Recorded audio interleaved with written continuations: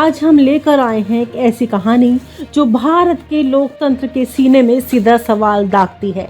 क्या संवैधानिक पदों पर बैठे लोग अब पीएम मोदी के निजी नियमों से डरने लगे हैं? इस कहानी की शुरुआत होती है एक फोन कॉल से।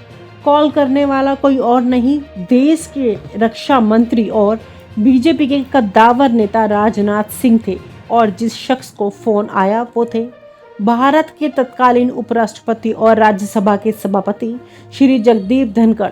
कॉल का मकसद था समझाना, लेकिन शब्दों के पीछे की धमकी साफ महसूस हो रही थी। फोन आया था ऊपर से। संसद के मानसून सत्र के पहले दिन की बात है। राज्यसभा के सभापति और उपराष्ट्रपति जगदीप धनखड़ ने एक ऐतिहासिक फैसला लिया था। विपक्ष द्वारा लाया गया महाभियोग प्रस्ताव, जो हाईकोर्ट के न्यायाधीश यशवंत वर्मा के खिलाफ था, उसे उन्होंने स्वीकार कर लिया।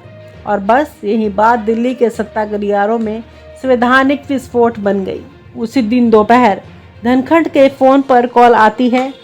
कॉलर का नाम था राजनाथ सिंह। जगदीप जी, आपको ऊपर से संदेश देना है। जो फैसले आपने लिए हैं उससे प्रधानमंत्री जी नाखुश हैं। आपने हमारे बिना पूछे इतना बड़ा संवैधानिक कदम उठा लिया, ये सहन नहीं होगा। अगर आपने आगे भी अपने हिसाब से फैसले लिए तो इसके गंभीर परिणाम होंगे। धनखड़ उस क्षण सन्न रह गए। उनके सामने बैठा उनका स्टाफ सतबद्ध था। कोई कह नहीं सकता था कि ये एक आग्रह था या धमकी। सावधान नहीं, आदेश चलेगा। राजनाथ सिंह ने जब फोन काटा तभी प्रधानमंत्री कार्यालय में भी हलचल तेज थी। नरेंद्र मोदी ने गुस्से में कहा, हमने धनखड़ को वहां भेजा था संविधान पढ़ने के लिए या हमसे लड़ने के लिए? अगर वो हमारा खेल बिगाड़ेंगे तो उन्हें भी मैदान से बाहर किया जा सकता है। गृह मंत्री अमित शाह चुपचाप सुन रहे थे। उन्होंने एक बात कही, मोदी जी, अगर धनखड़ मानने को तैयार नहीं है तो हम कोई और रास्ता भी निकाल सकते हैं।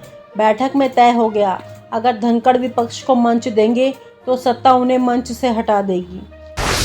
धनखड़ का असमंजस और आत्मसम्मान, राजनाथ सिंह की बातों ने उन्हें हिला दिया था। धमकी साफ थी, लेकिन आवाज में एक सजनता थी। चादर डाल दी गई थी। उन्होंने कहा था, प्रधानमंत्री जी चाहते हैं कि आप तुरंत बीएससी की बैठक कैंसिल करें और महाभियोग प्रस्ताव को रोकें, नहीं तो स्थिति आपके अनुकूल नहीं रहेगी। धनखड़ को यह बात चुभी थी।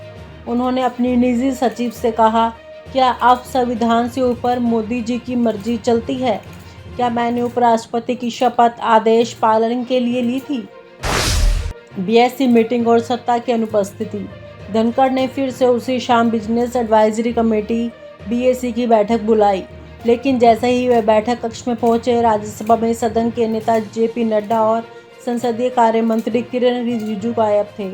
उनके सहयोगी ने बताया, सर, दोनों को सूचना भेजी गई थी लेकिन जवाब नहीं आया। यह पूरी तरह से पॉलिटिकल बायकॉट था। सरकार ने सिरे से मीटिंग को अनदेखा कर दिया। धनखड़ समझ गए थे, अब मैं सत्ता के खिलाफ खड़ा हूँ, अकेला हूँ लेकिन सही हूँ। इस्तीफा दे दो या। अगले दिन दोपहर तक बीजेपी नेतृत्व का रुख और सख्त हो गया। प्रधानमंत्री कार्यालय से एक संदेशवाहक आया, अनौपचारिक तौर पर, धनखड़ साहब, दिल्ली में कोई नहीं अजर अमर नहीं है। अगर आपने पार्टी लाइन को पार किया तो स्वास्थ्य कारण आपके इस्तीफे का रास्ता बन सकेगा। ये बात सीधी धमकी थी। इस्तीफे की पटकथा तैयार। धनखड़ ने देर रात राष्ट्रपति को पत्र लिखा और 21 जुलाई की रात 9:25 उन्होंने औपचारिक रूप से इस्तीफा दे दिया। स्वास्थ्य कारणों के चलते मैं उपराष्ट्रपति के पद से इस्तीफा दे रहा हूं। लेकिन सब जानते थे ये स्वास्थ्य नहीं, राजनीतिक असहिष्णुता का असर था। धनखड़ अब सत्ता के खिलाफ एक प्रतीक बन चुके थे, एक ऐसा चेहरा जो सत्ता के सामने झुका नहीं। Honorable members, I am extremely pleased to extend birthday greetings to honorable members of Parliament, Dr. Lakshmikant Vajpayee,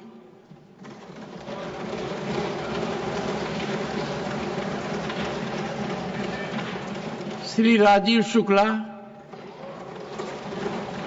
and Srimati Sangeeta Yadav, whose birthdays were yesterday.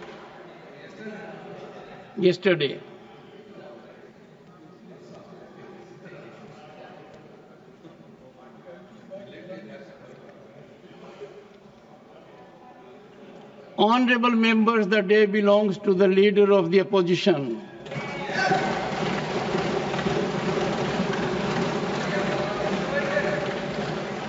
On behalf of this House and myself, warmest greetings and heartfelt wishes to Sri Mallikarjun Kharge, leader of the opposition in Rajya Sabha. Our 5-decade political journey powerfully demonstrates unwavering commitment to democratic values and tireless national service. From 9 consecutive Karnataka Assembly victories, 1972 to 2009, and as serving leader of opposition in Karnataka Legislative Assembly, to holding key portfolios in the union government in railways, labor and employment, your leadership has been consistent, inclusive and exemplary. As National President of the Indian National Congress and leader of opposition in the Rajya Sabha, you embody trust and respect transcending political lines. Your steadfast convictions, constitutional understanding, and statesmanlike conduct inspire parliamentarians across generations. A remarkable polyglot, your fluency in English, Hindi, Urdu, Kannada, Telugu, and Marathi reflects deep cultural rootedness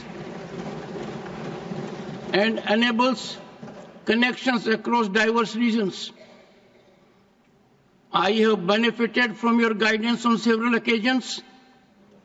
Your wisdom, humility, and respect for democratic institutions have profoundly shaped my understanding of governance. Your simplicity and accessibility exemplify public life's highest ideals. Equally inspiring is your family's strength. Sri Kharge is married to Srimati Radhabai Kharge, and the couple is blessed with sons Priyank, who is a cabinet minister in the government of Karnataka, Rahul and Milind, and daughters Priyadarshini and Dr. Jayashree. She is married to Sri Radhakrishnan Dodamani, Member of Parliament, Lok Sabha, your son-in-law. As you enter another distinguished year, may the Almighty bless you with robust health, renewed energy, and continued wisdom to serve the nation with the grace and dignity that have always defined you. Honorable members, on my own and your behalf, I wish the honorable members a long, healthy, and happy life, and extend greetings to their family members and friends. और आप हमसे जुड़े रहने के लिए subscribe करें YouTube पर, follow करें Twitter पर और लाइक करें Facebook पर। और ज्यादा जानकारी के लिए आपको टाइप करना होगा सिर्फ न्यूज़ नशा।